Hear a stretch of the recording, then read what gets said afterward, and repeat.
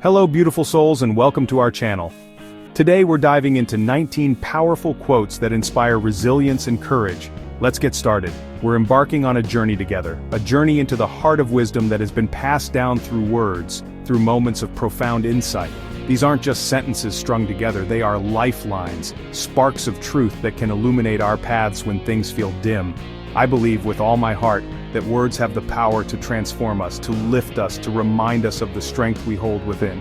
Each quote we're going to explore today is like a key, unlocking a different door to understanding ourselves and the world around us a little better. Think of this as a conversation, a moment for us to connect with these timeless truths and see how they resonate in our own lives. We all face challenges, moments of doubt, times when we need that extra bit of encouragement to keep going. These words are here to serve as that gentle nudge, that powerful affirmation that yes, you can, and yes, you will. So I invite you to open your hearts and minds as we delve into these pearls of wisdom. Let them wash over you, challenge you, and ultimately empower you. This is more than just a video. It's an opportunity for reflection, for growth, and for finding that inner spark that guides you toward a more courageous and resilient life. Get comfortable, perhaps grab a journal, and let's discover together the profound impact these 19 quotes can have. This first beautiful piece of wisdom, the bamboo that bends is stronger than the oak that resists, speaks volumes about a different kind of strength, doesn't it? We often associate strength with rigidity, with standing firm no matter what. But what if true power lies in our ability to be flexible, to adapt? Think about a mighty oak tree in a storm. It stands tall, unyielding, but sometimes that very resistance can be its downfall.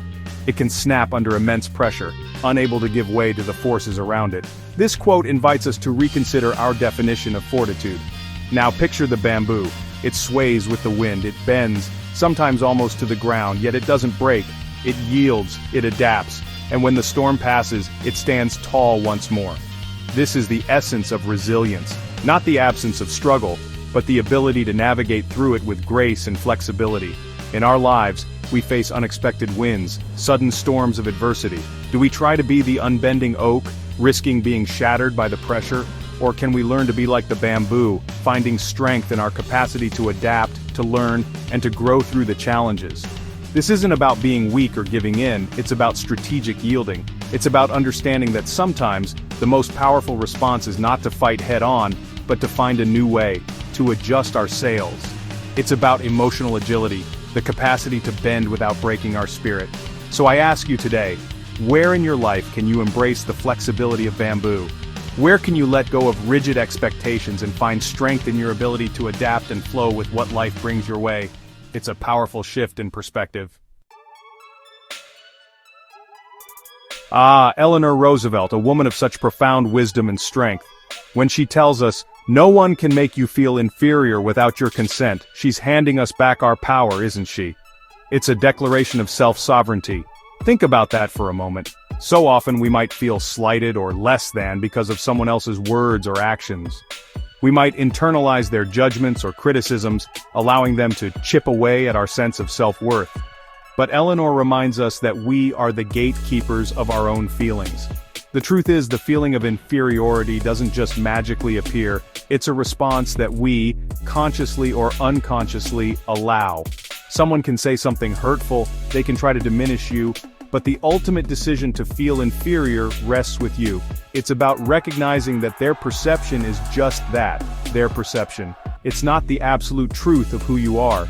This quote is an invitation to build an inner fortress of self-esteem, a place where your value is non-negotiable, determined by you and you alone. It's about cultivating such a strong sense of your own worth that external negativity simply cannot penetrate. So how do we reclaim this power, this consent? It starts with self-awareness, with understanding our triggers and our inherent value.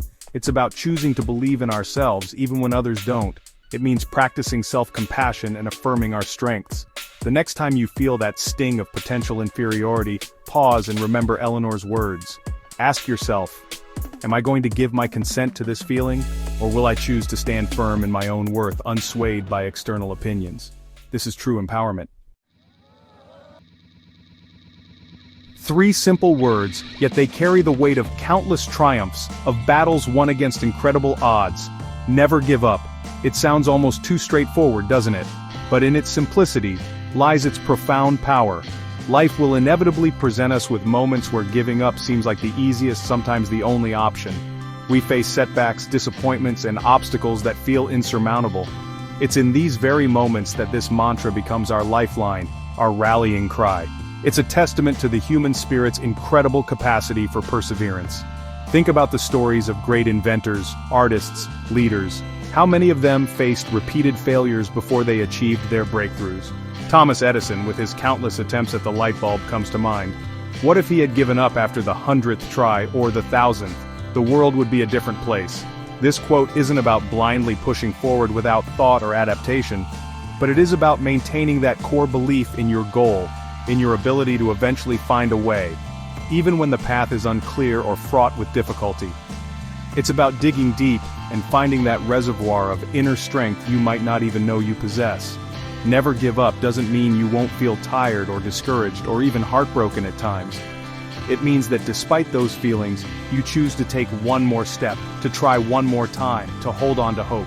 It's a commitment to yourself and to your dreams. So when you're facing that wall, when the thought of quitting whispers in your ear, let these 3 words echo louder.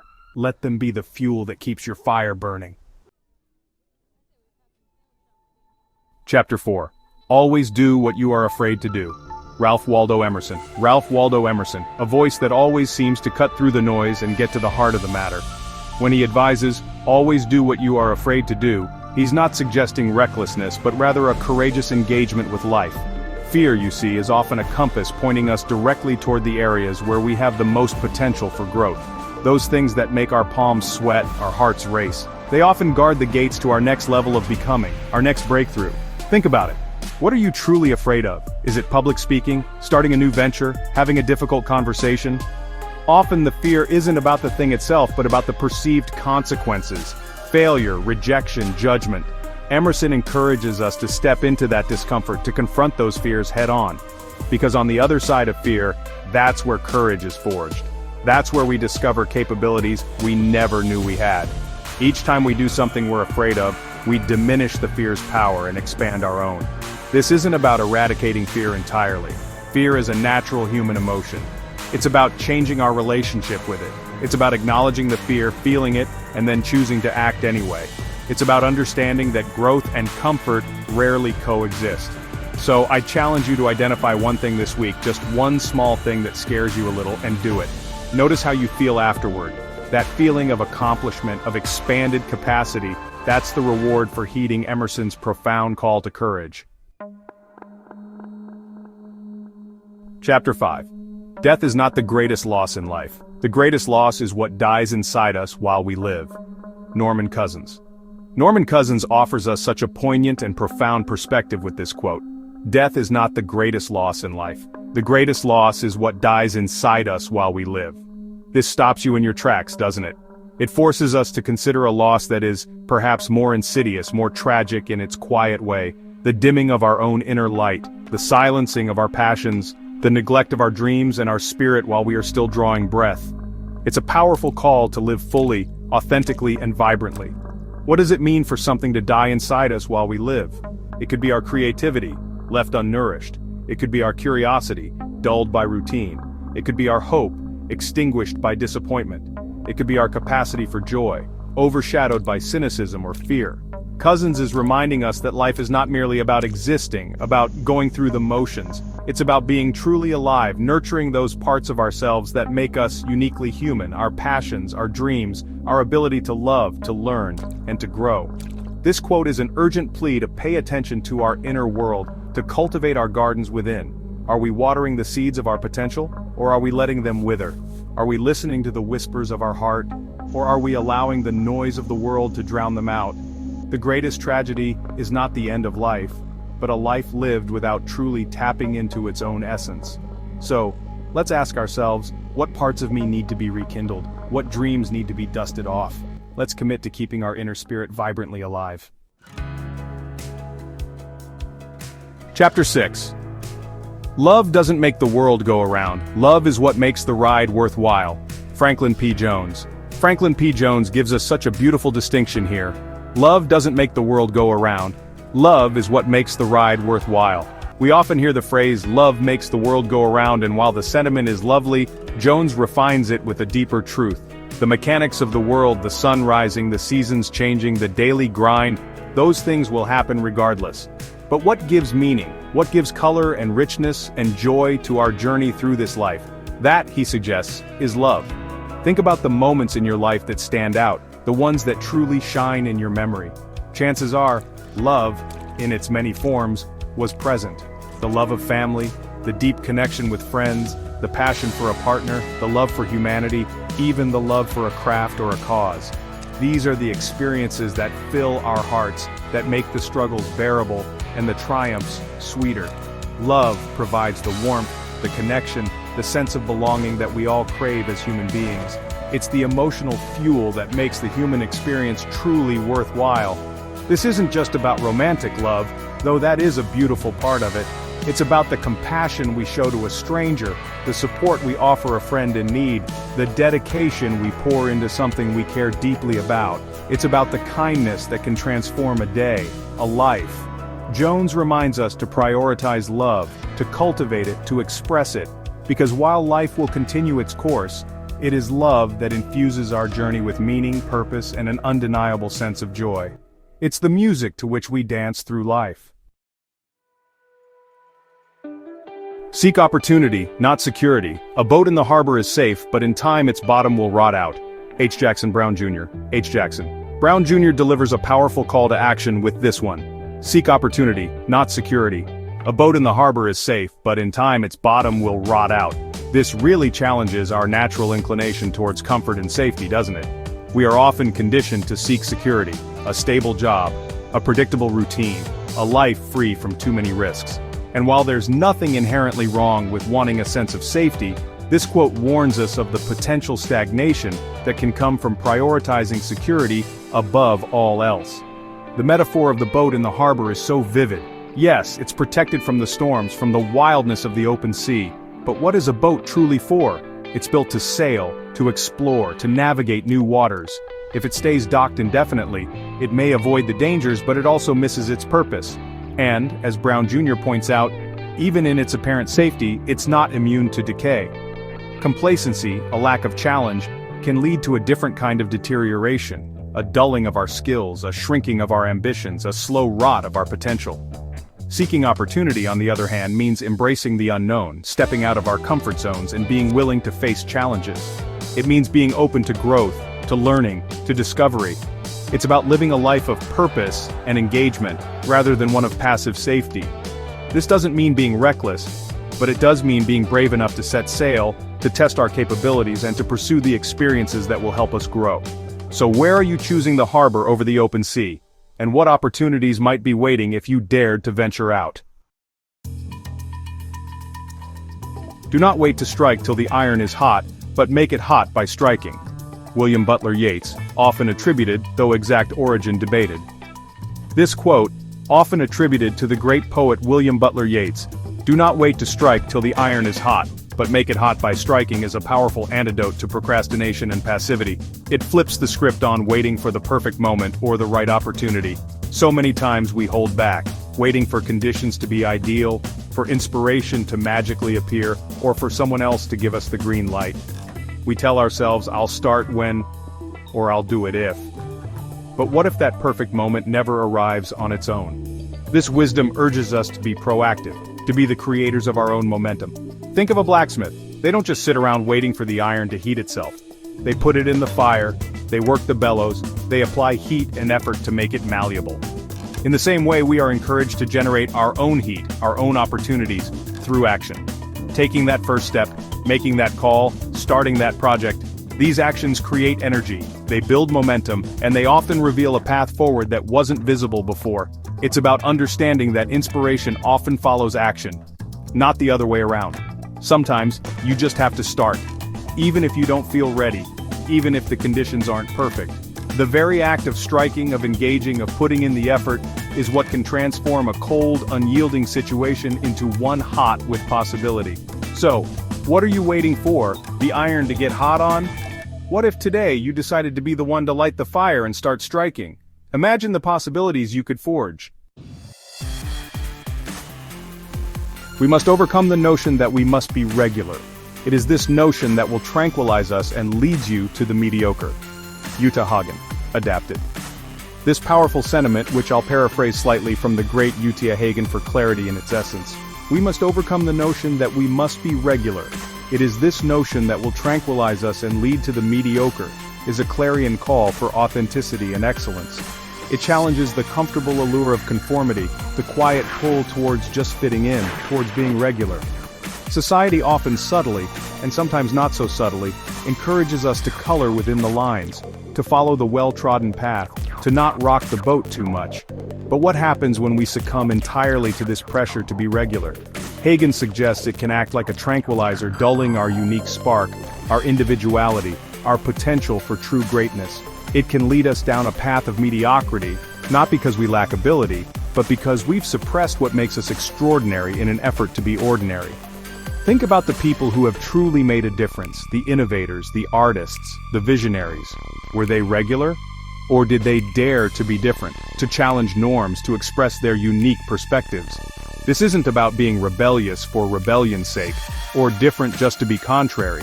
It's about having the courage to be authentically yourself, to pursue your passions with fervor, even if they don't fit the conventional mold.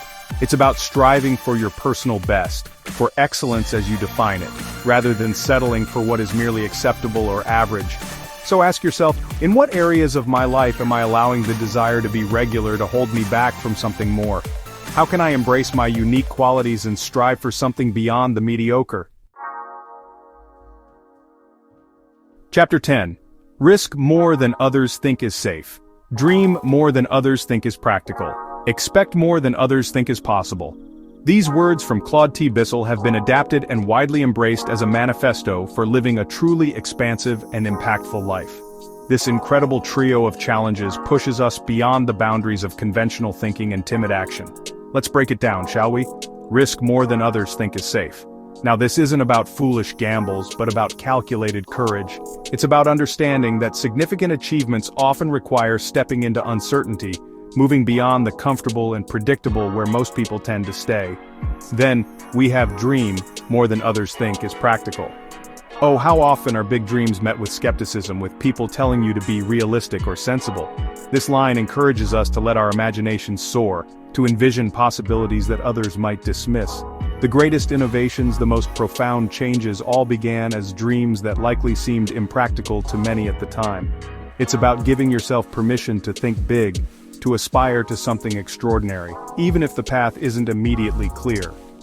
Don't let the perceived practicality of others limit the scope of your own aspirations. And finally, expect more than others think is possible. This speaks to the power of belief and high standards, both for ourselves and for what we can achieve. When you expect more, you strive for more. You set higher goals, you push harder, you refuse to settle for less than what you are capable of. It's about cultivating an unwavering faith in potential, your own and that of the world around you. This entire quote is an invitation to stretch yourself, to defy limitations, and to live a life that is bold, visionary, and filled with remarkable achievements. Chapter 11. A happy person is not a person in a certain set of circumstances, but rather a person with a certain set of attitudes. Hugh Downs offers such a profound insight into the nature of happiness with this quote. How often do we fall into the trap of thinking I'll be happy when I get that promotion, when I find the right partner, when I have more money, when my problems disappear? We tie our happiness to external conditions, to a future state that always seems just out of reach.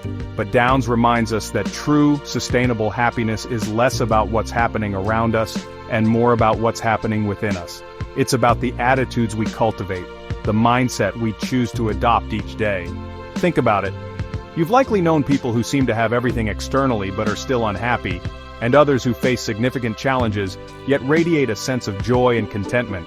The difference often lies in their internal landscape, their perspective, their gratitude, their resilience. This is incredibly empowering because it means that our happiness is not solely at the mercy of external events.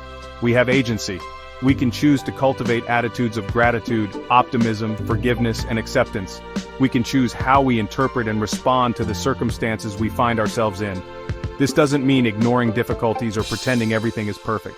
It means developing an inner toolkit that allows us to find peace and joy even amidst life's inevitable ups and downs. It's an inside job, this happiness thing. Chapter 12. For a long time it had seemed to me that life was about to begin. Real life. But there was always some obstacle in the way, something to be gotten through first. Then it dawned on me that these obstacles were my life. This realization, often attributed to Alfred D. Souza, is such an aha moment. How many of us can relate to that feeling of waiting for life to really start? We put our happiness, our fulfillment on hold, believing that once we overcome this current challenge or achieve that next milestone, then we'll finally be able to live. We see obstacles as interruptions to our lives, as impediments to be quickly overcome so we can get back to living. But what if, as Souza suggests, these very obstacles, these challenges, these detours, are not in the way of life but are in fact life itself? What if the journey, with all its imperfections and struggles, is the destination? This perspective shift is transformative. It means that life isn't something that happens later. It's happening right now, in this very moment, with all its messy, beautiful, challenging reality. Embracing this means finding meaning and growth not just in the triumphs but in the struggles too. It means engaging fully with the present, rather than constantly deferring our engagement to a future that may never arrive in the way we imagine. The obstacles become opportunities for learning, for developing resilience, for discovering our strength. They are the threads that weave the rich tapestry of our existence. So, instead of waiting for the obstacles to clear, let's learn to live, truly live, right in the midst of them. For this right here is our life. Chapter 13. You are never too old to set another goal or to dream a new dream. Les Brown. Oh, I just love this one from the incredible Les Brown. You are never too old to set another goal or to dream a new dream. This is a powerful message of hope, of possibility, and of lifelong growth. How often do we hear people, or even ourselves, say things like, "I'm too old for that," or "My time for dreaming is past"? Society can sometimes subtly impose age limits on ambition, on learning, on starting something new. But Les Brown sweeps away those limitations with this inspiring truth. Age is truly just a number when it comes to the capacity of the human spirit to aspire and achieve. Think of all the remarkable individuals who embarked on new adventures, learned new skills, or made significant contributions late in life. Grandma Moses started painting seriously in her late 70s. Colonel Sanders started Kentucky Fried Chicken in his 60s. The potential for growth, for new passions, for making an impact, does not diminish with the years unless we allow it to. Our dreams don't have an expiration date. This quote is an invitation to keep our hearts open to new possibilities, regardless of what stage of life we're in.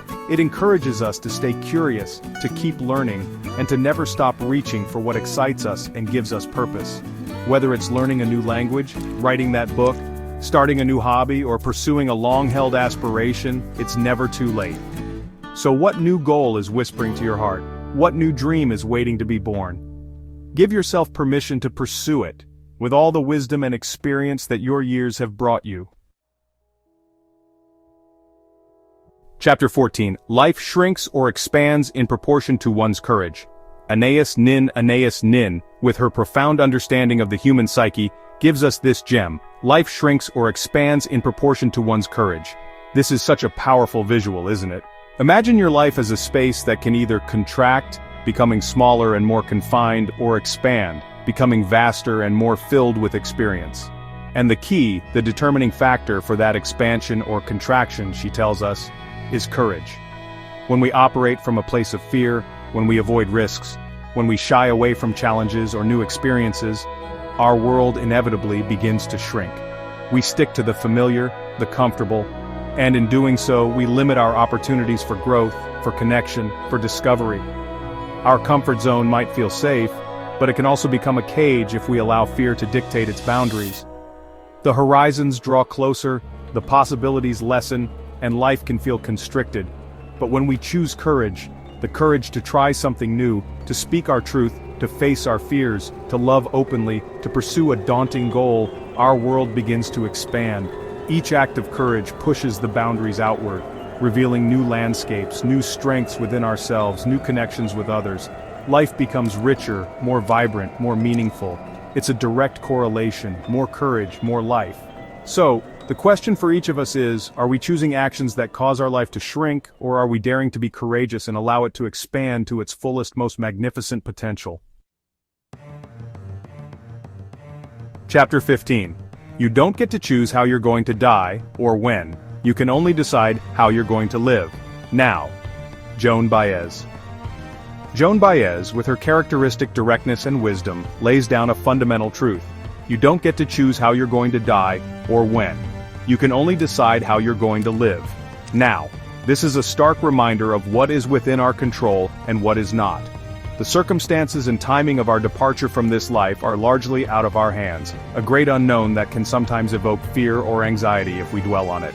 But Baez quickly pivots to what we control, and that is the present moment.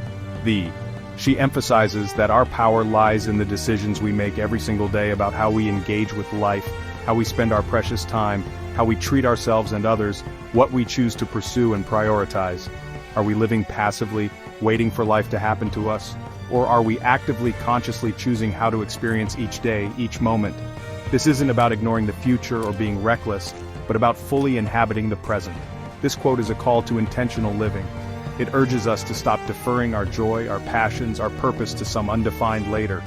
If there are things you want to do, to say, to experience, to become, the time to decide to move towards them is now. Don't wait for a perfect moment that may never come. Live with intention, with passion, with kindness, with courage, starting today. Because how we live now, in these very moments, is what constitutes the entirety of our lived experience. Make it count. Chapter 16. Security is mostly a superstition. It does not exist in nature. Life is either a daring adventure or nothing. Helen Keller. Helen Keller, a woman who overcame unimaginable obstacles, offers this profound perspective. Security is mostly a superstition. It does not exist in nature. Life is either a daring adventure or nothing. This is such a bold statement, challenging one of our most fundamental human desires, the desire for security. We strive for it in our finances, our relationships, our careers, seeking a predictable and safe existence. But Helen Keller suggests that this pursuit of absolute security might be an illusion, a superstition. Nature itself is dynamic, ever-changing, full of unforeseen events. Storms arise, seasons shift, life and death are in constant interplay. To expect a life completely free from risk or uncertainty is to misunderstand the very essence of existence. She argues that trying to avoid all danger, to insulate ourselves completely, is not only futile but also leads to a diminished experience of life. If we prioritize safety above all, we might miss out on the richness, the growth, the sheer exhilaration that comes from stepping into the unknown. Life is either a daring adventure or nothing. This is the powerful choice she presents. It's an invitation to embrace life with a spirit of exploration, curiosity, and courage. It doesn't mean seeking out danger recklessly, but rather being willing to take calculated risks, to try new things, to face challenges head-on, and to see life as a journey of discovery. To choose adventure is to choose growth, to choose aliveness, to choose to truly experience the world in all its complexity. What a liberating thought, to release the illusion of perfect security and embrace the adventure. Only put off until tomorrow what you are willing to die having left undone. Pablo Picasso. Pablo Picasso, a master of creativity and prolific output, delivers this incredibly potent piece of advice. Only put off until tomorrow what you are willing to die having left undone. This is a stark and powerful filter for procrastination, isn't it? It cuts right to the core of what truly matters to us. We all have to-do lists, tasks we delay, things we tell ourselves we'll get to eventually. But Picasso forces us to confront the ultimate consequence of that delay. Imagine for a moment that today was your last day. What tasks, what conversations, what expressions of love or creativity, what acts of kindness would you deeply regret leaving undone? This quote isn't meant to be morbid, but rather to instill a profound sense of urgency and priority about how we spend our precious time. It encourages us to evaluate the things we postpone and ask ourselves if they are truly trivial enough to risk never doing them at all. This is about living with intention and purpose, making conscious choices about where we direct our energy. It's a call to action for those dreams we've put on the back burner, those important words we've left unsaid, those contributions we feel called to make. If something is truly important, if it aligns with your deepest values and aspirations, then why delay? Picasso's wisdom urges us to seize the day, to act on what matters most, because tomorrow is never guaranteed. Let this be a daily reminder to live fully and without regret. Don't let what you cannot do interfere with what you can do. John Wooden. The legendary coach John Wooden, known for his wisdom both on and off the court, gives us this practical and empowering advice. Don't let what you cannot do interfere with what you can do. How often do we get bogged down by our limitations, by the things we perceive as weaknesses or obstacles? We might focus so much on what we lack or what seems impossible that we become paralyzed, failing to recognize and utilize the strengths and opportunities that are right in front of us. This quote is a call to shift our focus. It's not about denying that there are things we cannot do, we all have limitations. But it's about not allowing those limitations to overshadow or hinder our ability to act in the areas where we are capable. There is always something you can do, some step you can take, some strength you can leverage no matter the circumstances. Dwelling on the cannot do's drains our energy and diminishes our sense of agency. Instead, Coach Wooden encourages a proactive and positive mindset. Identify your strengths, your resources, the actions that are within your power, and concentrate your efforts there. Even small actions, when focused and consistent, can lead to significant progress. This is about making the most of what you have, right where you are. It's a recipe for building momentum, for achieving success step by step, and for maintaining a sense of empowerment even in the face of challenges. So what can you do today? Focus on that, and let that be your guide. Never let the odds keep you from doing what you know in your heart you are meant to do. H. Jackson Brown Jr. We return to H. Jackson Brown Jr. for this final, deeply resonant piece of wisdom. Never let the odds keep you from doing what you know in your heart you are meant to do. This speaks directly to that inner calling, that deep sense of purpose or passion that sometimes whispers and sometimes shouts from within us. It's that thing you feel compelled to pursue, create, or contribute, even if it seems daunting, unconventional, or unlikely to succeed by external measures. The odds can take many forms: societal expectations, financial constraints, lack of support, statistics that suggest failure is likely, or even our own internal doubts and fears. It's easy to look at the odds stacked against us and decide that it's just not worth trying, that it's more sensible to choose an easier, more certain path. But this quote challenges us to look beyond the odds, to listen more closely to the conviction of our own heart. What is that deep knowing, that inner alignment that tells you, this is me, this is what I must do? This is about courage of a profound kind. The courage to honor your authentic self and your unique path, even when it's difficult or unpopular. It's about understanding that true fulfillment often lies not in guaranteed success, but in the faithful pursuit of what feels deeply meaningful and true to who you are. When you know in your heart that you are meant to do something, that conviction can be a powerful force, capable of overcoming incredible obstacles. So listen to your heart, trust that inner guidance, and don't let the odds silence the music of your soul. Carry the light forward, and there we have it, 19 powerful quotes, 19 sparks of wisdom to ignite resilience and courage within each of us. I truly hope that as we journeyed through these words together, something resonated deeply with you, perhaps offered a new perspective, or reaffirmed a truth you already held in your heart. These insights are gifts, reminders that no matter what challenges we face, we possess an incredible capacity for strength, for growth, and for creating a life of meaning. Thanks for watching. We hope these quotes inspire you to live boldly and embrace life's challenges. The beauty of these quotes is that they continue to live and breathe through us, through how we choose to apply them in our daily lives. They are not just to be admired, but to be embodied. Let them be your companions on your journey, your anchors in stormy seas, and your guiding stars when the path ahead seems unclear. Remember the flexibility of the bamboo, the power of your consent, the importance of never giving up, and the courage to do what you're afraid of. Each one holds a key to unlocking a more empowered version of yourself. So as we close, I encourage you to take one quote, just one that particularly spoke to you today, and carry it with you this week. Reflect on it, share it, live it. And don't forget to like, subscribe, and share with someone who needs a little inspiration today. Until next time, continue to seek wisdom, cultivate courage, and shine your unique light brightly in the world. Thank you for being a part of this community.